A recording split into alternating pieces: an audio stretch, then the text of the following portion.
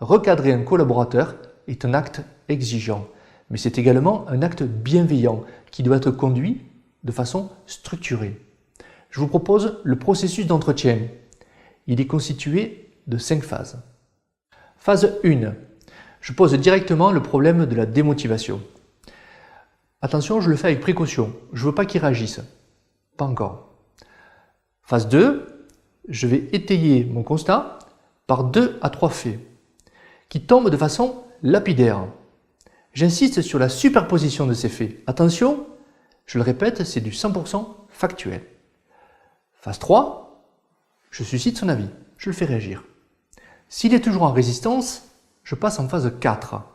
Je l'interroge sur les conséquences à ne pas changer, sur les risques. Phase 5, je suscite de sa part son engagement. Attention, ici aussi, il faut du 100% factuel. Je vous fais un exemple. Damien, bon, merci d'être là, c'est important qu'on se voit. Il y a quelque chose dont je voulais te dire. J'ai l'impression, peut-être que je me trompe, tu me diras, mais j'ai l'impression que depuis quelque temps, tu n'es pas très motivé. Voilà. Et ce qui me fait dire ça, c'est que tu as eu 3 retards la semaine dernière.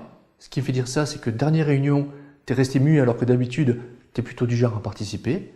Et puis ce qui me fait dire ça aussi, c'est que j'attends toujours ton dossier que tu m'as promis la semaine dernière. Voilà. Et par rapport à tout cela, je voulais que tu me dises ce que tu en penses. Bon, super. Je te pose une question. Si on ne change pas, si tu ne changes pas, quelles sont les conséquences? Vis-à-vis de la direction, oui, mais surtout vis-à-vis du groupe, vis-à-vis de l'équipe. Quels peuvent être les risques? Et puis vis-à-vis de moi. Bon, super.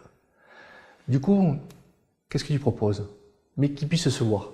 Hein, j'ai besoin de factuel. Eh bien super. Merci à toi. Comment garantir le succès de l'entretien de recadrage? Déjà, de par l'enjeu, il se prépare à l'avance. Mais n'oublions pas que l'intention est bienveillante et qu'à ce titre, je mobilise des valeurs essentielles. À commencer par de l'exigence. Et quand je pose des questions, j'attends des réponses. Mais aussi de la détermination. De l'entraide. Je suis en train d'aider mon collaborateur à se remettre sur les rails.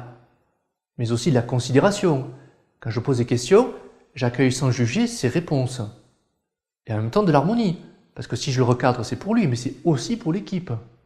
Et évidemment, de la justesse pour trouver le bon dosage entre toutes ces valeurs qui garantissent l'équilibre.